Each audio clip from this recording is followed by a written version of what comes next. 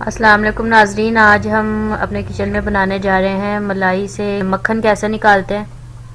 तो मक्खन निकालने के लिए मलाई मैंने ये फ्रिज में रखी हुई थी 10 दिन से। तो इसको फ्रीज़ किया हुआ था और मैंने इसको 2-3 घंटे पहले निकाल के रख दिया ताकि ये रूम टेम्परेचर पे आ जाए। और ये अब रूम टेम्परेचर पे आ चुकी है। तो हम मलाई बनाएंगे, इससे घी मक्खन निकालेंगे।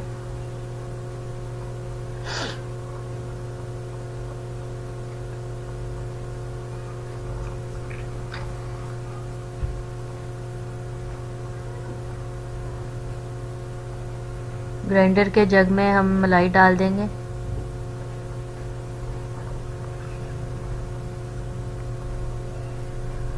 और ये मैंने पानी डाला है, नॉर्मल पानी डाला मैंने। सब्सक्राइब कीजिए हमारे इस YouTube चैनल को और इस बेल आइकन को दबा दीजिए ताकि हमारी लेटेस्ट वीडियो आपको जल्द से जल्द मिल सके।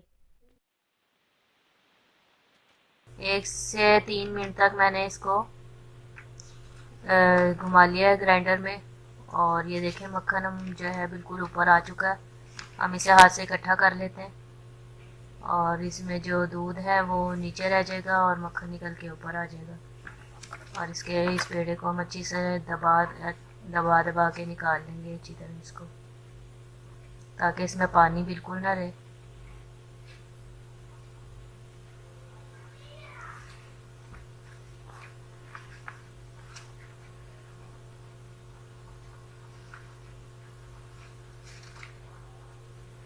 ये चिल्ड वाटर ले लिया मैंने, ठंडा पानी है बिल्कुल बर्फ़ जैसा। उसमें ये इसके पेड़े निकाल के और उसमें डालते जाएं ताकि ये जम जाए अच्छी तरह और इसका जो ज़ायद पानी है वो आराम से बाद में हम निकाल सकें। अच्छे से दबा लेना आपको, आपने बार बार इसको। इसमें पानी बिल्कुल नहीं रहेगा फिर और खालिस मक्खन निकल जाएगा इसमें से।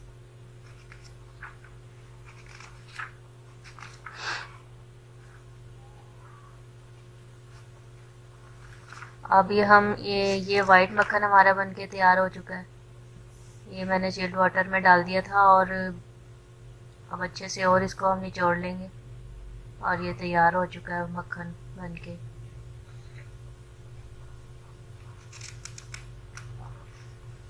ये वाइट मक्खन बन गया और अब हम येलो मक्खन बनाएंगे। जैसे ब्लू बैंड होता है, बच्चे शौक से खाते हैं कलर वाला।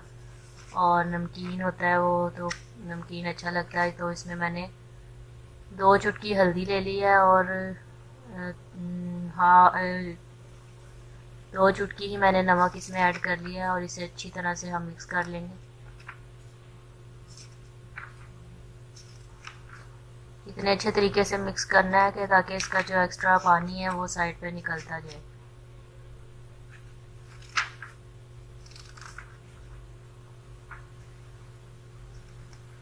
पानी निकल चुका है साइड पे सारा और सिर्फ मक्खन रह गया अब।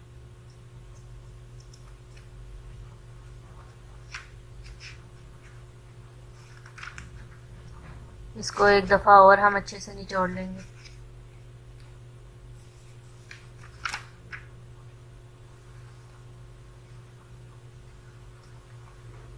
और इसको भी चिल्ड वाटर में मैंने डाल दिया है ताकि ये भी अच्छे से जम जाए। और जमने के बाद जो हमारा ये वाइट मक्खन है हम इसे एक शेप दे लेते हैं, एक टिकिया बन जाएगी मक्खन की।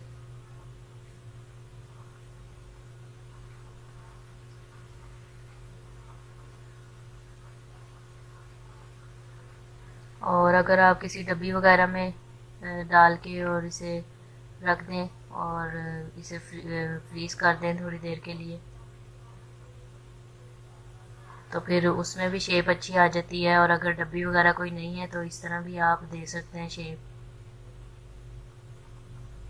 इसी तरह हम ये येलो मक्खन जो हमने बनाया है इसको भी हम एक शेप दे लेते हैं। ये येलो मक्खन तैयार हो गया और ये वाइट मक्खन तैयार हो गया।